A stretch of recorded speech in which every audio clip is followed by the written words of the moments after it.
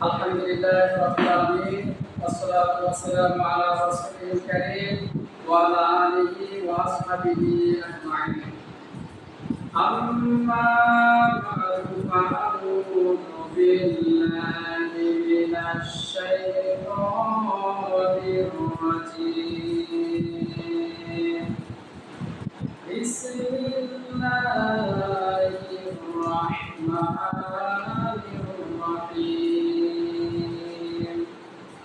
Kuntum khayra ummatin ukhrijat lin-nasi ta'muruna bil ma'rufi wa tanhauna 'anil munkar wa tu'minuna billah.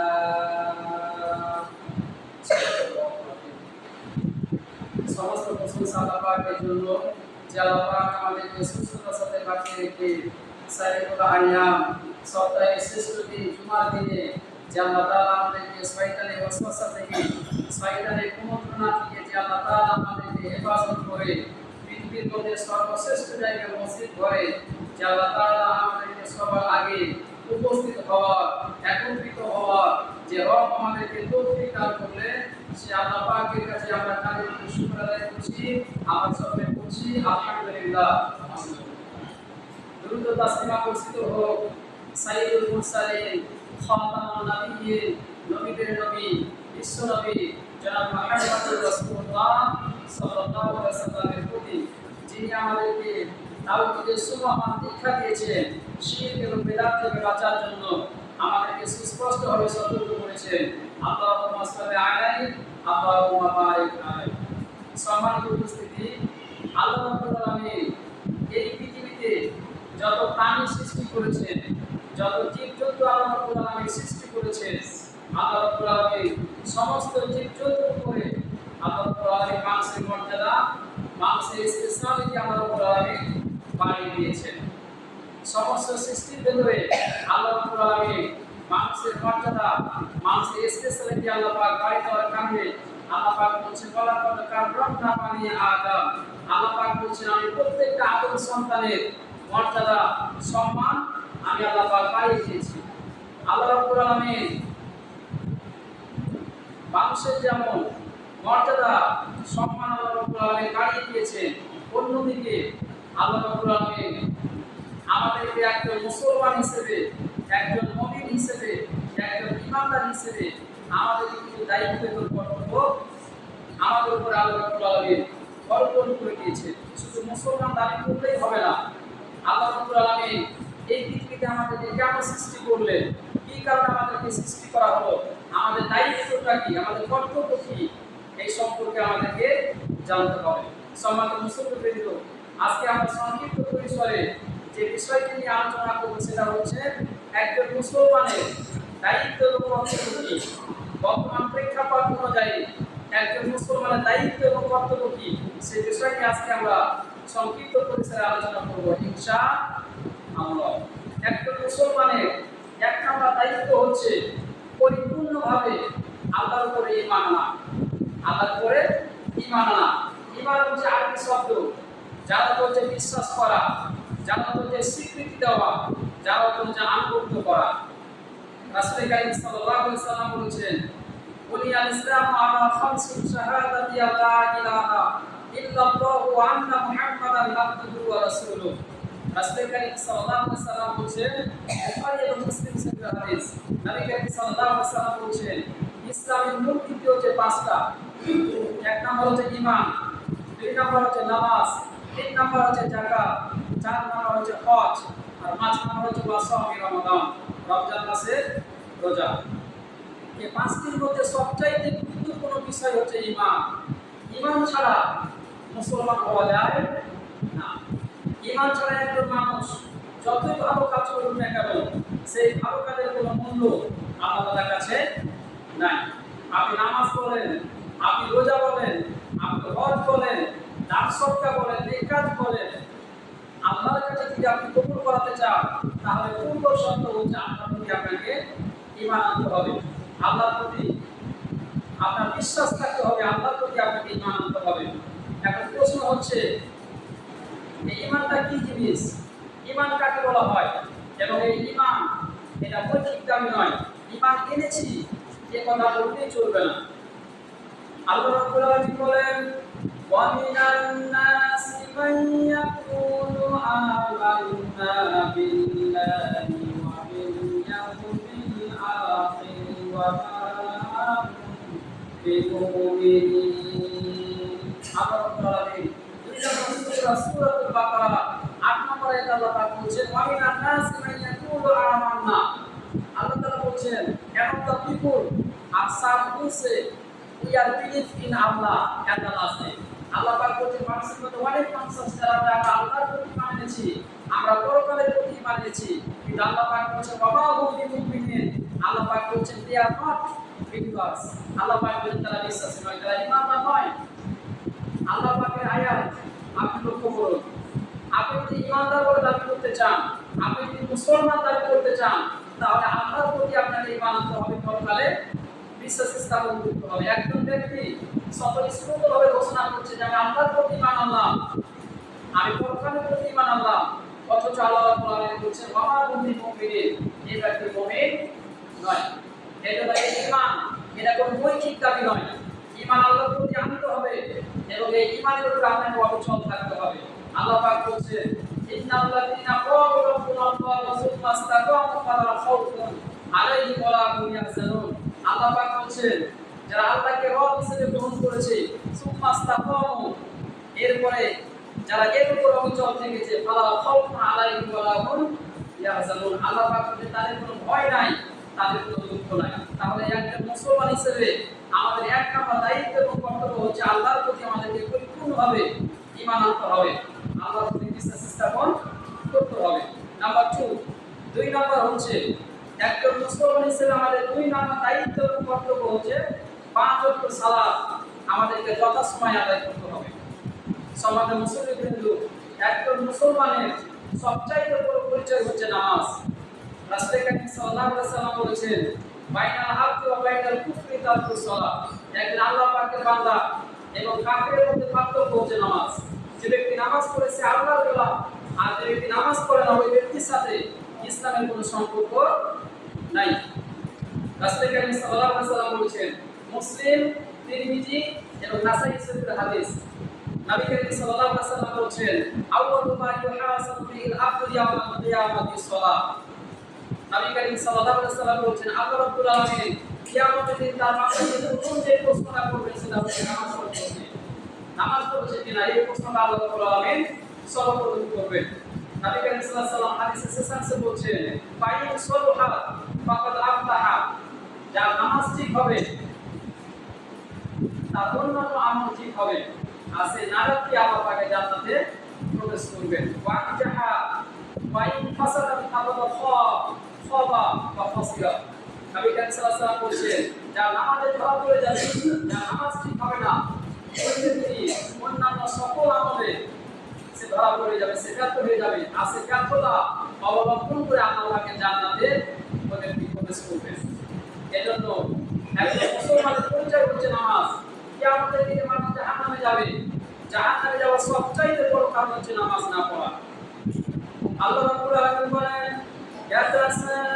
ইয়াতাসাআলুনা আনিল মুজরিমিনা মা সালাকাকুম ফি সাকার ক্বালু লাম নাকু মিনাল মুসাল্লিনা ওয়া লাম নাকু নুত'ইমুল মিসকিন। আল্লাহ পাক বলেন, কিয়ামতের দিন জাহান্নামের দিকে জিজ্ঞাসা করা হবে। ফেরেশতারা জিজ্ঞাসা করবে, কি কারণে জাহান্নামে এসেছো? মা সালাকাকুম ফি সাকার, কি অপরাধ করে জাহান্নামে এসেছো? তারা বলবে, ক্বালু লাম নাকু মিনাল মুসাল্লিনা ওয়া লাম নাকু নুত'ইমুল মিসকিন, আমরা নামাজ পড়তাম না, আর এতিম যারা, মিসকিন যারা, তাদেরকে খাবার দিতাম না, এই কারণেই জাহান্নামে এসেছি। তারা 2টা কারণ দেখাবে। এক নম্বরে ক্বালু লাম নাকু মিনাল মুসাল্লিন, আমি মুসল্লি ছিলাম না, আমি নামাজি ছিলাম না। ওয়ালাম নাকু নুত'ইমুল মিসকিন, আর এতিম যারা গরীব মিসকিন তাদেরকে খাবার দিতাম না, এই কারণে জাহান্নামে এসেছি। এজন্য মুসলমান বলে যদি আপনি দাবি করতে চান, তাহলে আপনার 2 নম্বর দায়িত্ব এবং কর্তব্য হচ্ছে 5 ওয়াক্ত সালাত আপনাকে যথাসময়ে আদায় করতে হবে। 2 নম্বর গেল। নাম্বার 3 নম্বর, একজন মুসলমান হিসেবে আমাদের 3 নাম্বার দায়িত্ব এবং কর্তব্য হচ্ছে আল্লাহ রাব্বুল আলামিন যে যাকাতের বিধান দিয়েছে আপনাকে সঠিক নিয়মে সেই যাকাতটাকে আদায় করতে হবে। আল্লাহ রাব্বুল আলামিন কোরআনুল কারীমে যেখানে নামাজের কথা বলেছেন সেখানে আল্লাহ রাব্বুল আলামিন যাকাতের কথা বলেছেন। প্রত্যেকটা আয়াতে যেখানে নামাজের কথা আল্লাহ পাক বলেছেন সেখানে যাকাতের কথা বলেছেন। আল্লাহ পাক 2 নম্বর সূরাতুল বাকারা 43 নম্বর আয়াতে আল্লাহ পাক বলেছেন ওয়াকিমুস সালাতা ওয়া আতুজ যাকাতা ওয়ারকাউ মা'আর রাকিঈন। আল্লাহ পাক বলেছেন নামাজ কায়েম করো, যাকাত প্রদান করো, ওয়ারকাউ মা'আর রাকিঈন। যারা রুকু করে, যারা সিজদা করে তাদের সাথে সিজদা করো, অর্থাৎ মা'আর সালাত আদায় করো। তাহলে আল্লাহ পাক যেখানে নামাজের কথা বলেছেন সেখানে আল্লাহ রাব্বুল আলামিন যাকাতের কথা বলেছেন। এই যাকাত হচ্ছে ফরজ। এই ফরজ বিধান আমাদেরকে আদায় করতে হবে। যাকাত যারা আদায় করবে না আল্লাহ পাকের শাস্তির জন্য তাদেরকে অপেক্ষা করতে হবে। আল্লাহ রাব্বুল আলামিন বলেন ওয়াল্লাযীনা ইয়াকুনিসুনা আয-যাহাবা ওয়াল ফিদ্দাতা ওয়া লা ইউনফিকুনাহা ফি সাবিলিল্লাহি ফাবাশশিরহুম বিআযাবিন আলীম। আল্লাহ রাব্বুল আলামিন সূরা তাওবা 34 নম্বর আয়াতে আল্লাহ পাক বলেছেন ওয়াল্লাযীনা ইয়াকনিসুনা আয-যাহাবা ওয়াল ফিদ্দাতা। আল্লাহ পাক বলেছেন যারা স্বর্ণ এবং রৌপ্য জমা করে, আল্লাহ পাকের রাস্তায় যারা খরচ করে না, যারা যাকাত আদায় করে না, আল্লাহ পাক বলেছেন ফাবাশশিরহুম বিআযাবিন আলীম। আল্লাহ পাক বলেছেন তাদেরকে কঠিন শাস্তি, তাদেরকে সুসংবাদ দাও। শাস্তি সুসংবাদ নয়, শাস্তি সুসংবাদ দাও আল্লাহ পাক বলেছেন। এখন প্রশ্ন হচ্ছে শাস্তি তো কখনো সুসংবাদ হতে পারে না, শাস্তি দুঃসংবাদ হতে পারে, কিন্তু আল্লাহ পাক বলেছেন ফাবাশশিরহুম বিআযাবিন আলীম। যারা যাকাত আদায় করে না, স্বর্ণ এবং রৌপ্য যারা জমা করে, আল্লাহ পাক বলেছেন তাদেরকে শাস্তি সুসংবাদ দাও। তার মানে আল্লাহ পাক বোঝাতে চাচ্ছেন যারা যাকাত আদায় করবে না তাদের শাস্তিটা কত ভয়ানক হবে, এই কথা বোঝানোর জন্য আল্লাহ রাব্বুল আলামিন এই শব্দ ব্যবহার করেছেন। এই জন্য যাকাত যে ফরজ, আমরা মুসলমান হিসেবে আমাদের দায়িত্ব এবং কর্তব্য হচ্ছে আল্লাহ পাকের রাস্তায় আমাদেরকে সঠিকভাবে যাকাতকে আদায় করতে হবে। রাসূল কারীম সাল্লাল্লাহু আলাইহি ওয়াসাল্লাম হাদিসের মধ্যে বলেছেন, সহিহ বুখারীর হাদিস, নবী কারীম সাল্লাল্লাহু আলাইহি ওয়াসাল্লাম বলেছেন মান আতাহুল্লাহু মা লাম ইউআদ্দি যাকাতাহু মাসালুহু ইয়াওমাল কিয়ামাহ। নবী কারীম সাল্লাল্লাহু আলাইহি ওয়াসাল্লাম বলেছেন যারা আল্লাহ পাকের রাস্তায় যাকাত আদায় করবে না, আল্লাহর রাস্তায় যারা খরচ করবে না, কিয়ামতের ময়দানে তাদের এই ধন সম্পত্তিকে আল্লাহ রাব্বুল আলামিন একটি বিষাক্ত সাপে আল্লাহ রাব্বুল আলামিন পরিণত করে দিবেন। আর সেই সাপে তাদের গলায় পেঁচিয়ে দেওয়া হবে, আর সেই সাপে তাদের পার্শ্বদেশে এবং তাদের পিঠে ছোবল মারতে থাকবে যারা যাকাত আদায় করবে না। যারা যাকাতকে যারা আদায় করবে না তাদের এই শাস্তি দেওয়া হবে। সম্মানিত মুসলমান, ইসলামের সরকার যদি ক্ষমতায় যায় তারা ক্ষমতায় গিয়ে 4টা কাজ করবে। কয়টা কাজ করবে? 4টা কাজ করবে। আল্লাহ রাব্বুল আলামিন 22 নম্বর সূরাতুল হজের 41 নম্বর আয়াতে আল্লাহ পাক বলেছেন আল্লাযীনা ইউমাক্কানা ফিল আরদি আকামুস সালাত ওয়া আতাউজ যাকাত ওয়া আমারু বিল মা'রুফ ওয়া নাহাউ আনিল মুনকার। আল্লাহ পাক বলেছেন এই পৃথিবীতে আমি যদি কোনো মুমিন বান্দাকে ক্ষমতা দান করি, ক্ষমতায় গিয়ে তারা 4টা কাজ করবে। 1 নাম্বার হচ্ছে তারা নামাজ প্রতিষ্ঠা করবে, রাষ্ট্রীয়ভাবে নামাজ তারা প্রতিষ্ঠা করবে। 2 নাম্বার ওয়া আতাউজ যাকাত, যাকাতের বিধানকে তারা আদায় করবে। আপনার ইচ্ছা অনুযায়ী আপনি যাকাত প্রদান করতে পারবেন না। ইসলামের সরকার যদি ক্ষমতায় যায় রাষ্ট্রীয়ভাবে আপনার যাকাতকে আদায় করা হবে।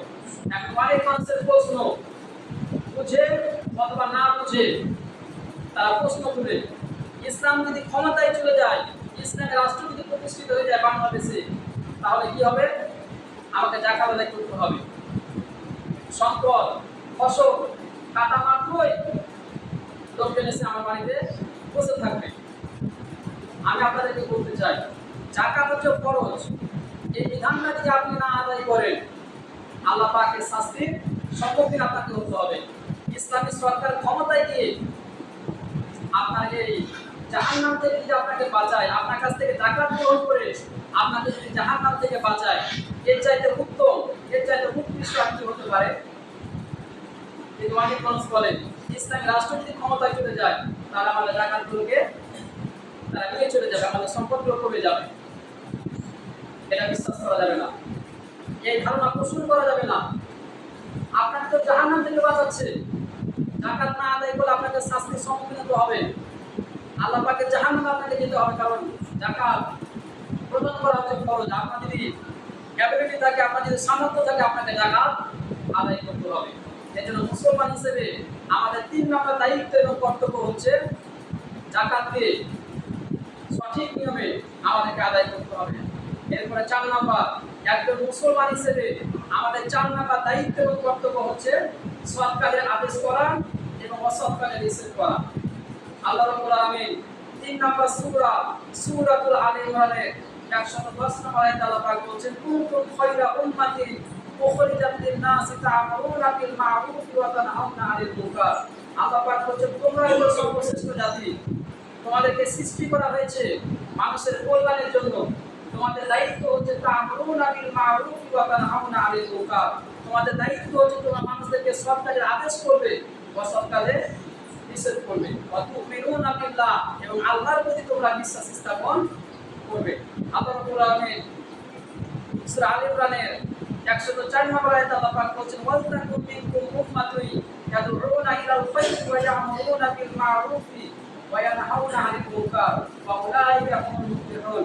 আল্লাহ পাক বলেছেন, তোমাদের মধ্যে অবশ্যই একটি দল থাকতে হবে যারা মানুষদেরকে কল্যাণের দিকে, ভালো কাজের দিকে আহ্বান করবে, মানুষদেরকে সৎ কাজে আদেশ করবে, অসৎ কাজে নিষেধ করবে। আর আল্লাহ পাক বলেছেন, এই দলটাই হচ্ছে সফলকাম, এই দলটাই হচ্ছে সাকসেসফুল, যারা মানুষদেরকে সৎ কাজে আদেশ করবে, অসৎ কাজে নিষেধ করবে। আপনার সামনে অন্যায় হচ্ছে, আপনি যদি বাধা প্রদান না করেন, রাসূল করিম সাল্লাল্লাহু আলাইহি ওয়াসাল্লাম বলেছেন, শাইতানুল আখরাজ, অন্যায় দিকে যে ব্যক্তি প্রতিবাদ করে না, অন্যায় দিকে যে ব্যক্তি চুপ থাকে, সে হচ্ছে বোবা শয়তান। এজন্য একজন মুসলমান হিসেবে আপনার দায়িত্ব হচ্ছে, আপনার কর্তব্য হচ্ছে, অন্যায় দেখলে আপনাকে বাধা দিতে হবে। মুসলিম শরীফের হাদিস, রাসূল করিম সাল্লাল্লাহু আলাইহি ওয়াসাল্লাম বলেন, মান রাআ মিনকুম মুনকারান ফালিয়ুগাইয়িরহু বিয়াদিহি ফাইন লাম ইয়াস্তাতি ফাবিলিসানিহি ফাইন লাম ইয়াস্তাতি ফাবিকলবিহি ওয়া যালিকা আযাফুল ঈমান। মুসলিম শরীফের হাদিস, নবী করিম সাল্লাল্লাহু আলাইহি ওয়াসাল্লাম বলেন, যখন একটা অন্যায় কাজ দেখবে, প্রথমে নিজের হাত দিয়ে বাধা দেবে। হাত দিয়ে যদি না পারো, তাহলে মুখ দিয়ে বাধা দেবে। আর যদি মুখ দিয়ে না পারো, জবান দিয়ে যদি না পারো, তাহলে অন্তর দ্বারা ঘৃণা করবে। ওয়াযালিকা আযাফুল ঈমান। নবী করিম সাল্লাল্লাহু আলাইহি ওয়াসাল্লাম বলেন, আর এটাই হচ্ছে ঈমানের সর্বনিম্ন স্তর। এজন্য অন্যায় দেখলে আপনাকে প্রথমে হাত দিয়ে বাধা দিতে হবে। আপনার দেশের ভেতরে, আপনার সমাজের ভেতরে, আপনার পরিবারের ভেতরে অন্যায় কাজ চলছে, আপনার সামর্থ্য থাকলে আপনাকে হাত দিয়ে বাধা দিতে হবে, না হলে মুখ দিয়ে বাধা দিতে হবে, না হলে অন্তর দ্বারা ঘৃণা করতে হবে। ওয়াযালিকা আযাফুল ঈমান। আর এটাই হচ্ছে ঈমানের সর্বনিম্ন স্তর। তিরমিজি শরীফের অন্য হাদিসে নবী করিম সাল্লাল্লাহু আলাইহি ওয়াসাল্লাম বলেন, ওয়াল্লাযী নাফসি বিয়াদিহি লা তা'মুরুনা বিল মা'রুফি ওয়া লা তানহাউনা 'আনিল মুনকার। নবী করিম সাল্লাল্লাহু আলাইহি ওয়াসাল্লাম বলেন, সেই সত্তার কসম, সেই আল্লাহ পাকের কসম, তোমরা অবশ্যই একে অপরকে সৎ কাজের আদেশ করবে, অসৎ কাজে নিষেধ করবে। আর তোমরা যদি এটা না করো, তাহলে আল্লাহ রাব্বুল আলামিন অচিরেই তোমাদের উপরে শাস্তি, গজব আল্লাহ রাব্বুল আলামিন অবতীর্ণ করবেন। তুম্মা তাদউনাহু, তখন তোমরা আল্লাহ পাকের কাছে দোয়া করবে, প্রার্থনা করবে, ফালা ইস্তাজাবু লাকুম, কিন্তু আল্লাহ রাব্বুল আলামিন তোমাদের ডাকে সাড়া দিবেন না। এজন্য সৎ কাজের আদেশ, অসৎ কাজের নিষেধ আপনাকে করতে হবে। মুসলমান হিসেবে আমাদের 4 নম্বর দায়িত্ব হচ্ছে এবং কর্তব্য হচ্ছে সৎ কাজে আদেশ করতে হবে, অসৎ কাজে নিষেধ করতে হবে। এরপরে 5 নম্বর, একজন মুসলমান হিসেবে আমাদের 5 নম্বর দায়িত্ব এবং কর্তব্য হচ্ছে পরিপূর্ণভাবে ইসলামের মধ্যে দাখিল হয়ে যেতে হবে। আল্লাহ রাব্বুল আলামিন 2 নম্বর সূরাতুল বাকারা 208 নম্বর আয়াতে আল্লাহ পাক বলেন, ইয়া আইয়ুহাল্লাযীনা আমানু দুখুলু ফিস-সিলমি কাফা ওয়া লা তাত্তাবিউ খুতুওয়াতিশ শাইতান ইন্নাহু লাকুম আদুউম মুবিন। আল্লাহ পাক বলেন, হে বিশ্বাসীগণ, পরিপূর্ণভাবে, কমপ্লিটলি, টোটালি ইসলামের মধ্যে প্রবেশ করো। ওয়া লা তাত্তাবিউ খুতুওয়াতিশ শাইতান, আর শয়তানের পথ অনুসরণ করো না। ইন্নাহু লাকুম আদুউম মুবিন। আল্লাহ পাক বলেন শয়তান হচ্ছে তোমাদের প্রকাশ্য দুশমন। এই আয়াতে আল্লাহ রাব্বুল আলামিন মুসলমানদের জন্য একটি গুরুত্বপূর্ণ নির্দেশনা এবং সতর্কতা আল্লাহ পাক রেখে দিয়েছেন। আল্লাহ পাক বলেন ইয়া আইয়ুহাল্লাযীনা আমানু। আল্লাহ পাক বলেন হে বিশ্বাসীগণ। আল্লাহ পাক কোরআনুল কারীমে যত জায়গায় বলেছেন ইয়া আইয়ুহাল্লাযীনা আমানু, আল্লাহ পাক এখানে মুসলমানদেরকে ইঙ্গিত করে আল্লাহ পাক বলেছেন যারা আল্লাহর প্রতি ঈমান এনেছে, যারা কালেমা ঘোষণা দিয়েছে লা ইলাহা ইল্লাল্লাহু মুহাম্মাদুর রাসূলুল্লাহ, যারা এই কালেমার ঘোষণা দিয়েছে তাদেরকে আল্লাহ পাক ইঙ্গিত করে বলেছেন ইয়া আইয়ুহাল্লাযীনা আমানু, হে বিশ্বাসীগণ উদখুলু ফিস-সিলমি কাফা, এন্টার ইনটু ইসলাম কমপ্লিটলি। আল্লাহ পাক বলেন ইসলামের মধ্যে পরিপূর্ণভাবে দাখিল হয়ে যাও। ওয়ালা তাত্তাবিউ খুতুওয়াতিশ শাইতান, and do not follow the stepful of shaitan. শয়তানের পথ অনুসরণ করো না। ইন্নাহু লাকুম আদুউম মুবিন। আল্লাহ পাক বলেন শয়তান হচ্ছে তোমাদের প্রকাশ্য দুশমন। শয়তান আমাদের তবু দুশমন নয়, আমাদের প্রকাশ্য দুশমন হচ্ছে শয়তান। সমাজ মুসলিম বিরুদ্ধ সূরাতুল বাকারা 208 নম্বর আয়াতে আল্লাহ রাব্বুল আলামিন আমাদের জন্য তিনটা শিক্ষা রেখেছেন। কয়টা শিক্ষা রেখেছেন? তিনটা আমাদের জন্য শিক্ষা রেখে দিয়েছেন। এক নম্বর শিক্ষা হচ্ছে ইসলাম একটি পরিপূর্ণ জীবন ব্যবস্থার নাম। আল্লাহ পাক বলেছেন ইন্না দীনা ইনদাল্লাহিল ইসলাম। আল্লাহর কাছে পরিপূর্ণ একটি জীবন ব্যবস্থার নাম হচ্ছে ইসলাম। আল্লাহর কাছে প্রিয় ধর্ম, প্রিয় জীবন ব্যবস্থার নাম হচ্ছে ইসলাম। ওয়া মান ইয়াবতাগি গায়রাল ইসলাম দীনান ফালা ইয়াকবালু মিনহু ওয়া হুয়া ফিল আখিরাতি মিনাল খাসিরিন। সূরা আল ইমরানের 86 নম্বর আয়াতে আল্লাহ পাক বলেছেন যে ব্যক্তি ইসলাম ছাড়া অন্য কোনো জীবন ব্যবস্থা তালাশ করবে, খোঁজ করবে, আল্লাহ পাক বলেছেন এটা কখনোই আল্লাহর কাছে অ্যাকসেপ্টেবল হবে না। ওয়া হুয়া ফিল আখিরাতি মিনাল খাসিরিন। আর ইসলাম ছাড়া অন্য জীবন ব্যবস্থা যে ব্যক্তি গ্রহণ করবে সে ব্যক্তি আখিরাতে ক্ষতিগ্রস্ত হবে। এর জন্য সূরাতুল বাকারা 208 নম্বর আয়াতের 1 নম্বর শিক্ষা হচ্ছে ইসলাম একটি পরিপূর্ণ জীবন ব্যবস্থা। 2 নম্বর শিক্ষা হচ্ছে আমরা যদি শয়তানের ধোঁকা থেকে বাঁচতে চাই, শয়তানের ওয়াসওয়াসা থেকে যদি বাঁচতে চাই, তাহলে জীবনের প্রত্যেকটা ক্ষেত্রে কোরআন এবং সুন্নাহকে মেনে চলতে হবে।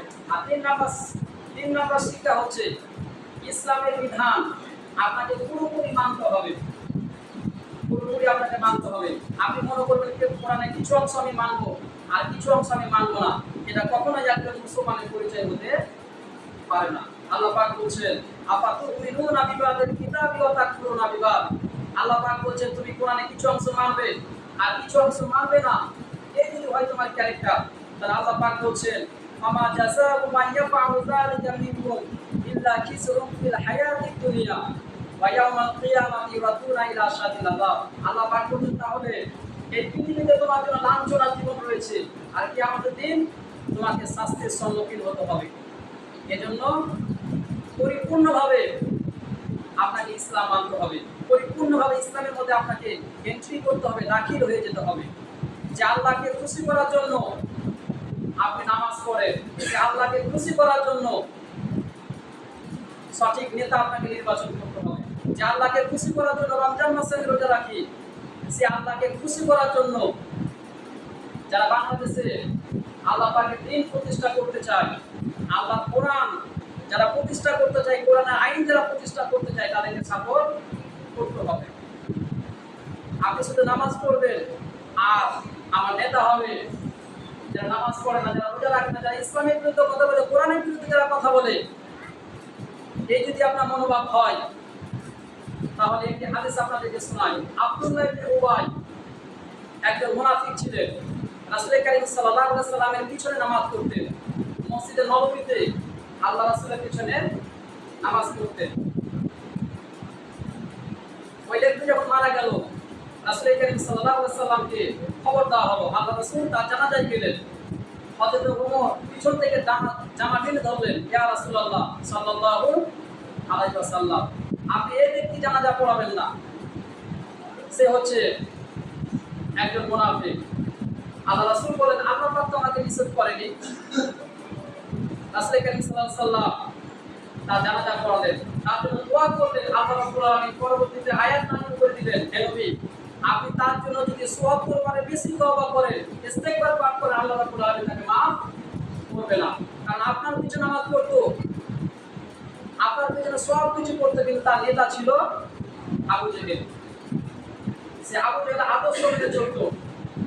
এজন্য যে আল্লাহকে খুশি করার জন্য আমরা নামাজ পড়বো, রোজা রাখবো, কোরআন তেলাওয়াত করবো, সে আল্লাহকে খুশি করার জন্য আপনার জীবনের সকল ক্ষেত্র, ব্যক্তিগত জীবন, পারিবারিক জীবন, সামাজিক জীবন, জীবনের সকল ক্ষেত্র আপনাকে পরিচালনা করতে হবে।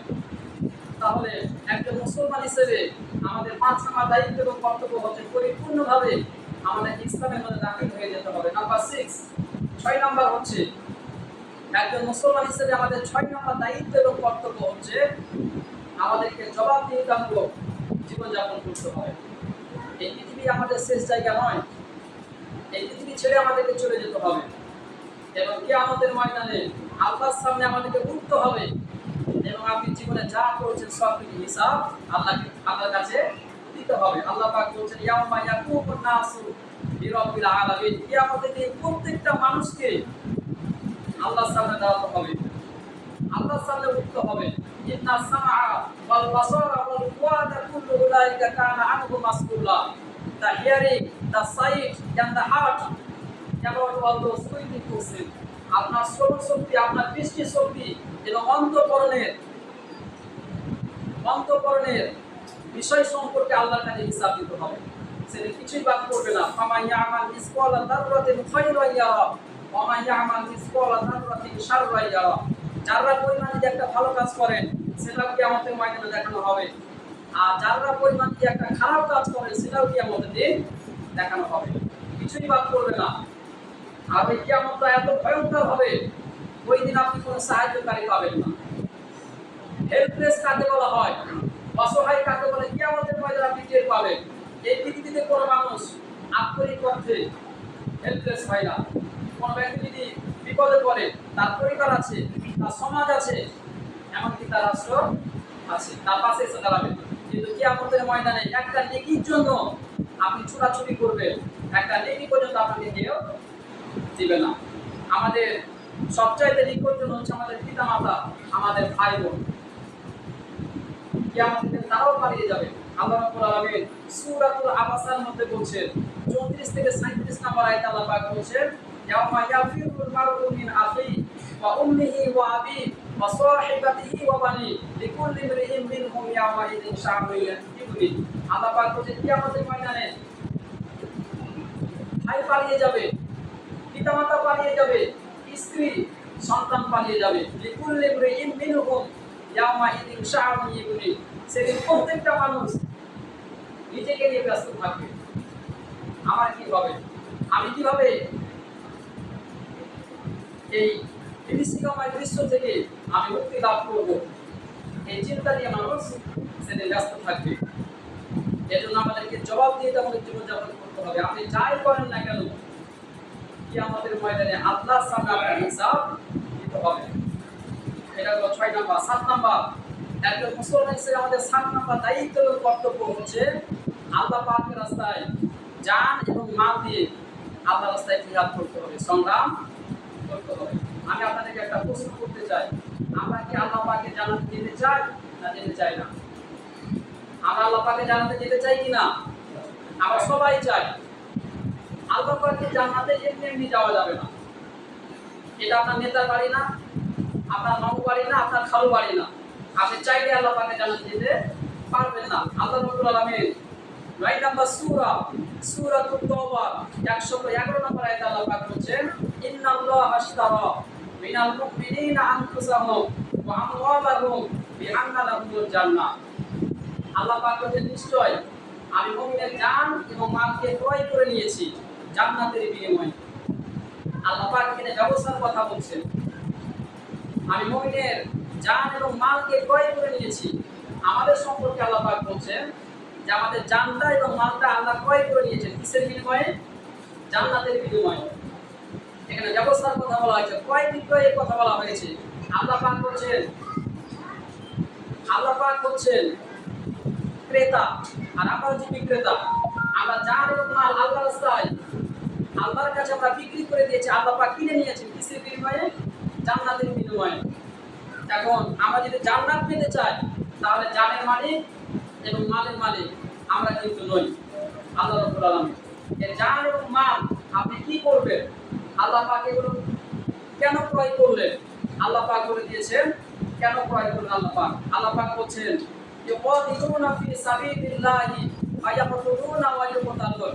আল্লাহ পাক বলছেন তোমরা জান এবং মাল দিয়ে আল্লাহ পাকের রাস্তায় অর্থাৎ আমার রাস্তায় সংগ্রাম করবে, জিহাদ করবে, লড়াই করবে। কতক্ষণ পর্যন্ত লড়াই করতে হবে? আল্লাহ রাব্বুল আলামিন 2 নম্বর সূরা সূরাতুল বাকারা 193 নম্বর আয়াতে আল্লাহ পাক বলছেন ওয়াকাতিলুহুম হাত্তা লা তাকুনা ফিতনাতুন ওয়া ইয়াকুনা দীনু লিল্লাহ। আল্লাহ পাক বলছেন যতক্ষণ পর্যন্ত লড়াই করো, যতক্ষণ পর্যন্ত ফিতনা না দূর হয়, আল্লাহর জমিনে আল্লাহর দ্বীন প্রতিষ্ঠা না হয়, ততক্ষণ পর্যন্ত আল্লাহ পাকের রাস্তায় লড়াই করো। কি দিয়ে? জান এবং মাল দিয়ে আল্লাহ পাকের রাস্তায় লড়াই করতে হবে। শুধু ঈমান এনেছি আমরা মুসলমান এটা দাবি করলে জান্নাত পাওয়া যাবে না। আল্লাহ পাক বলছেন সূরা আনকাবুতের 2 নম্বর আয়াতে আল্লাহ পাক বলছেন আহাসিবান নাসু আইয়ুতরাকু আইয়াকুলু আমান্না ওয়া হুম লা ইফতানুন। আল্লাহ পাক বলছে ঈমান এনেছো এই কথা বলে তোমাদেরকে ছেড়ে দেব? আল্লাহ পাক বলছে ওয়া হুম লা ইফতানুন, অবশ্যই আমি তোমাদেরকে পরীক্ষা করব, পরীক্ষা ছাড়া জান্নাতে যাওয়া যাবে না। এজন্য মুসলমান হিসেবে আমাদের 7 নম্বর দায়িত্ব হচ্ছে জান এবং মাল দিয়ে আল্লাহ পাকের রাস্তায় আমাদেরকে জিহাদ করতে হবে, আমাদেরকে সংগ্রাম করতে হবে। এরপর 8 নম্বর, একজন মুসলমান হিসেবে আমাদের 8 নম্বর দায়িত্ব এবং কর্তব্য হচ্ছে পরিবার পরিজনকে ইসলামের দাওয়াত দিতে হবে, কোরআনের দাওয়াত দিতে হবে। শুধু নিজে ভালো ভালো কাজ করলে হবে না, পরিবারে যারা সদস্য আছে তাদেরকে দাওয়াত দিতে হবে। আল্লাহ পাক বলছেন ইয়া আইয়ুহাল্লাযীনা আমানু কু আনফুসাকুম ওয়া আহলিকুম নারা।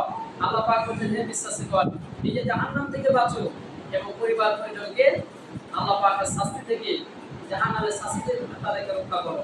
এজন্য আপনি নিজে ভালো কাজ করবেন, আপনার পরিবার পরিজন যারা আছে, আত্মীয় স্বজন যারা আছে, আপনার সন্তান, আপনার স্ত্রী, তাদেরকে ইসলামের দাওয়াত দিতে হবে। এরপর 9 নাম্বার, একজন মুসলমান হিসেবে আমাদের 9 নাম্বার দায়িত্ব এবং কর্তব্য হচ্ছে সকল প্রকার ওয়াসিল কাজ থেকে, খারাপ কাজ থেকে, ফাহিশা কাজ থেকে আমাদেরকে ফিরে থাকতে হবে। সমাজ মুসলিমবৃন্দ, আমরা যদি ওয়াসিল কাজ থেকে, খারাপ কাজ থেকে যদি আমরা বেঁচে থাকতে চাই তাহলে আমাদেরকে কমপক্ষে 6টা কাজ করতে হবে। কয়টা কাজ? 6টা কাজ করতে হবে। 1 নাম্বার, আল্লাহকে ভয় করে জীবনযাপন করতে হবে। আপনাকে বিশ্বাস করতে হবে আল্লাহ ইজ ওয়াচিং মি, আল্লাহ বলে ইজ উইথ মি। আমি যাই করছি না কেন আল্লাহ পাক আমাকে দেখছে। এই বিশ্বাস আপনাকে মনের ভেতরে রাখতে হবে। আল্লাহ পাক আমাকে দেখছেন। মালিক ইয়াউমিদ্দিন, বিচার দিনের মালিক হচ্ছেন আল্লাহ রাব্বুল আলামিন। সেদিন আমাকে সব কিছুর হিসাব দিতে হবে। এই বিশ্বাস, এই ফিলিংস আপনার ভেতরে রাখতে হবে। নাম্বার 2 নাম্বার, নিয়মিত 5 ওয়াক্ত সালাত আপনাকে আদায় করতে হবে যদি ওয়াসিল কাজ থেকে বাঁচতে চান। কারণ আল্লাহ রাব্বুল আলামিন বলেছেন ইন্নাস সালাতা তানহা আনিল ফাহশাই ওয়াল মুনকার। আল্লাহ পাক বলেছেন নিশ্চয়ই নামাজ মানুষদেরকে ওয়াসিল কাজ থেকে, খারাপ কাজ থেকে ফিরিয়ে রাখে। এই অন্যায় কাজ থেকে, খারাপ কাজ থেকে আপনি বাঁচতে চান, আপনাকে 5 ওয়াক্ত সালাত নিয়মিতভাবে আদায় করতে হবে। তারপরে 3 নাম্বার, আমরা যদি ওয়াসিল কাজ থেকে, খারাপ কাজ থেকে বাঁচতে চাই তাহলে জেনা নিকটবর্তী হওয়া যাবে না। ওয়ালা তাকরাবুস জিনা, আল্লাহ পাক বলেছেন জেনা নিকটবর্তী হয়ো না। জেনা করা তো দূরের কথা, আল্লাহ পাক বলেছেন যে সকল উপকরণ দিয়ে জেনা হতে পারে সেই সমস্ত উপকরণের নিকটবর্তী হয়ো না। আর বর্তমান সময়ে জেনা একটি মূল উপকরণ হচ্ছে মোবাইল ফোন। এই মোবাইল ফোনের অপব্যবহার, এটার মাধ্যমে আপনি আপনার জীবনটাকে জান্নাতি জীবন আপনি গঠন করতে পারেন। আবার এই মোবাইল ফোনের মাধ্যমে আপনার জীবনটাকে আপনি জাহান্নামের দিকে ধাবিত করতে পারেন। এজন্য জেনা নিকটবর্তী হওয়া যাবে না। যে সকল উপকরণ দিয়ে জেনা হতে পারে সেগুলো নিকটবর্তী হওয়া যাবে না। এরপরে 4 নাম্বার, আমরা যদি ওয়াসিল কাজ থেকে বাঁচতে চাই তাহলে 4 নাম্বার হচ্ছে আপনার চক্ষুটাকে নিম্নগামী করে আপনি চলাফেরা করবেন। আল্লাহ পাক বলছেন কুল্লিল মুমিনিনা ইয়াকুদ্দু মিন আবসারিহিম ওয়া ইয়াহফাযু ফুরুজাহুম। আল্লাহ পাক বলেন নবী আপনি আপনার মুমিন পুরুষদেরকে আপনি বলুন তারা যেন তাদের দৃষ্টি থেকে নত করে চলাফেরা করে। আল্লাহ পাক নির্দেশ দিয়েছেন এজন্য ওয়াসিল কাজ থেকে যদি আমরা বাঁচতে চাই আমাদের চক্ষুটাকে নিম্নগামী করে আমাদেরকে চলাফেরা করতে হবে। রাস্তাঘাটে যখন আমরা চলাফেরা করব চক্ষু শত্রুতাকে নিম্নগামী করে আমাদেরকে চলাফেরা করতে হবে। এরপরে 5 নাম্বার, আমরা যদি অশ্লীল কাজ থেকে বাঁচতে চাই, 5 নাম্বার টিপস হচ্ছে নিজের বাড়ি হোক অন্যের বাড়ি হোক, আপনি প্রথমে সালাম দিয়ে তারপরে অনুমতি নিয়ে আপনি প্রবেশ করবেন। এটা হচ্ছে বেটার। আল্লাহ পাক বলেছেন সূরা নূরের মধ্যে, ইয়া আইয়ুহাল্লাযীনা আমানু লা তাদখুলু বুয়ুতান গায়রা বুয়ুতিকুম হাত্তা তাস্তানিসু ওয়া তুসাল্লিমু আলা আহলিহা। আল্লাহ পাক বলেছেন, হে ঈমানদারগণ, নিজের বাড়ি হোক অন্যের বাড়ি হোক, প্রথমে সালাম দিয়ে তারপরে অনুমতি নিয়ে প্রবেশ করবা। আপনি কিংবা সালাম দিবেন, আপনার সালামে যদি প্রত্যুত্তর না আসে, আপনি সেখান থেকে কাম ব্যাক করবেন, ফিরে আসবেন। আর যদি সালামের জবাব আছে, আপনি অনুমতি নিয়ে প্রবেশ করবেন। এমনকি রাসূল কারীম সাল্লাল্লাহু আলাইহি ওয়াসাল্লাম বলেছেন, নিজের মায়ের ঘরে যদি আপনি প্রবেশ করেন, তারপর আপনাকে অনুমতি নিয়ে প্রবেশ করতে হবে। একজন সাহাবী বলল, ইয়া রাসূলুল্লাহ সাল্লাল্লাহু আলাইহি ওয়াসাল্লাম, আমি আমার মায়ের রুমে প্রবেশ করব, এরপরে কি আমাকে অনুমতি নিতে হবে? রাসূল কারীম সাল্লাল্লাহু আলাইহি ওয়াসাল্লাম বললেন, তুমি কি তোমার মাকে উলঙ্গ অবস্থায় দেখতে চাও? ওই ব্যক্তি বলল, ইয়া রাসূলুল্লাহ, আমি এটা কখনোই চাই না। তাহলে আল্লাহ রাসূল বললেন, তাহলে তোমার মায়ের তুমি ঘরে প্রবেশ করবে, অনুমতি নিয়ে পারমিশন নিয়ে তোমাকে প্রবেশ করতে হবে। তাহলে অশ্লীল কাজ থেকে যদি আমরা বাঁচতে চাই, তাহলে 5 নাম্বার টিপস হচ্ছে নিজের বাড়ি হোক অন্যের বাড়ি হোক, আপনি অনুমতি নিয়ে পারমিশন দিয়ে আপনি প্রবেশ করবেন। 6 নাম্বার টিপস হচ্ছে বিবাহের সকল প্রকার উপায় এবং উপকরণ সহজ করে দিতে হবে। বিবাহের সকল প্রকার সামাজিক দায়বদ্ধতা আপনাকে দূর করে ফেলতে হবে। এই 6টা টিপস যদি আমরা মেনে চলি, তাহলে আমরা অন্যায় কাজ থেকে অশ্লীল কাজ থেকে আমরা বেঁচে যেতে পারবো। তাহলে একজন মুসলমান হিসেবে আমাদের 9 নাম্বার দায়িত্ব হচ্ছে অশ্লীল কাজ থেকে, খারাপ কাজ থেকে আমাদের বেঁচে থাকতে হবে। 10 নাম্বার, জীবনের সকল ক্ষেত্রে আল্লাহ পাকের ইবাদত করতে হবে, আল্লাহর দাসত্ব করতে হবে, আল্লাহর গোলামি করতে হবে। এই পৃথিবীতে আল্লাহ রাব্বুল আলামিন কোনো কিছুই বাতিলা অযথা সৃষ্টি করেন নাই। প্রত্যেকটা সৃষ্টির পেছনে আল্লাহ রাব্বুল আলামিনের উদ্দেশ্য রয়েছে, ইন্টেনশন রয়েছে। আল্লাহ পাক আমাদেরকে কেন সৃষ্টি করলেন? কোন নেতার গোলামি করার জন্য? কোন মানুষের গোলামি করার জন্য আমাদেরকে সৃষ্টি করা হয়েছে? কোন নেতা নামের পক্ষে স্লোগান দেওয়ার জন্য আমাদেরকে সৃষ্টি করা হয় নাই। আল্লাহ পাকের স্লোগান দেওয়ার জন্য আমাদেরকে সৃষ্টি করা হয়েছে। স্লোগান যদি দিতেই হয়, আল্লাহ পাকের নামে স্লোগান দিতে হবে। এই পৃথিবীতে কোনো মানুষের যারা ইসলামের বিরুদ্ধে কথা বলে, কোরআনের বিরুদ্ধে যারা কথা বলে, ইসলামের বিরুদ্ধে যারা ইসলামের বিরুদ্ধে মনোভাব নিয়ে যারা চলাফেরা করে, তাদের নামে স্লোগান দেওয়া যাবে না। আল্লাহর পক্ষে, কোরআনের পক্ষে, ইসলামের পক্ষে আমাদেরকে স্লোগান দিতে হবে। এটা হচ্ছে 10 নাম্বার। জীবনের সকল ক্ষেত্রে আল্লাহ পাকের ইবাদত, আল্লাহর দাসত্ব আমাদেরকে করতে হবে। নাম্বার 11 নাম্বার হচ্ছে একজন মুসলমান হিসেবে আমাদের 11 নাম্বার দায়িত্ব এবং কর্তব্য হচ্ছে সঠিক নেতা আমাদেরকে নির্বাচন করতে হবে। যাকে তাকে নেতা বানানো যাবে না। ভোট হচ্ছে একটা আমানত, এটা আপনাকে সঠিক জায়গায় আপনাকে দিতে হবে, না হলে কিয়ামতের দিন আল্লাহর কাছে আপনাকে হিসাব দিতে হবে।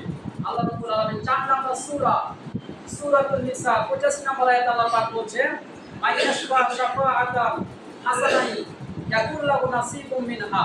আল্লাহ পাক বলেন, যদি একটা ভালো কাজে যদি সাপোর্ট করো, আল্লাহ পাক বলেন সেখানে তোমার পার্সেন্টেজ রয়েছে, নেকি রয়েছে। ওয়া মাইয়াশফা শাফাআতান সাইয়্যাতান ইয়াকুল লাহু কিফলুম মিনহা। আল্লাহ পাক বলেন অন্যায় কাজে যদি তুমি সাপোর্ট করো, সেখানে তোমার একটা অংশ রয়েছে। এজন্য যারা ইসলামের বিরুদ্ধে কথা বলে, কোরআনের বিরুদ্ধে যারা কথা বলে, যারা বলে কোরআনের সাথে রাজনীতির কোনো সম্পর্ক নাই, আমরা শরীয়ত আইনে বিশ্বাসই করি না, আলেমদেরকে যারা মৌলবাদী বলে, এরকম লোকদের আপনি সাপোর্ট করেন, কি আমাদের আল্লাহর কাছে হিসাব দিতে হবে। কারণ আমাদেরকে মরে যেতে হবে, আমাদেরকে চলে যেতে হবে। সমাজ মুসলিমের একটা মানুষ যখন মারা যায়, যখন তাকে কবর দেওয়া হয়, কবর থেকে আত্মীয় স্বজন মানুষজন 40 কদম আসতে না আসতে 2 জন ফেরেশতা গিয়ে উপস্থিত হয়। কয়জন ফেরেশতা? 2 জন ফেরেশতা উপস্থিত হয়। 3টা প্রশ্ন করে। কয়টা প্রশ্ন? 3টা প্রশ্ন হচ্ছে রাজনৈতিক প্রশ্ন। আমরা কোনোদিন এটা নিয়ে চিন্তা ভাবনা করিনি। 1 নম্বর প্রশ্ন হচ্ছে মান রব্বুকা, তুমি কার আইন মেনেছো? তোমার আইনদাতা, তোমার বিধানদাতা, তোমার শাসনকর্তা কে ছিল? 1 নম্বর প্রশ্ন। রব শব্দের অনেকগুলো অর্থ রয়েছে। রব শব্দের অর্থ শুধু আল্লাহ নয়, অনেকগুলো অর্থ রয়েছে। তোমার আইনদাতা, তোমার বিধানদাতা, তোমার শাসনকর্তা কে ছিল? আপনাকে হিসাব দিতে হবে। 2 নাম্বার, অমান দীনুকা, তোমার দলের নাম কি ছিল, তুমি কোন দল করতে আপনাকে হিসাব দিতে হবে। 3 নম্বর প্রশ্ন হলো আমার নাবিউকা, তোমার নবী কে ছিল, যে দল করতে সে দলের নেতা কে ছিল, আপনাকে হিসাব দিতে হবে। তিনটাই প্রশ্ন রাজনৈতিক প্রশ্ন। তাহলে আমরা কার পেছনে ছোটাছুটি করছি? আমাদেরকে সঠিক নেতা নির্বাচন করতে হবে। সর্বশেষ 12 নম্বর হচ্ছে রাসূল করিম সাল্লাল্লাহু আলাইহি ওয়াসাল্লামের আদর্শ জীবনের সকল ক্ষেত্রে আমাদেরকে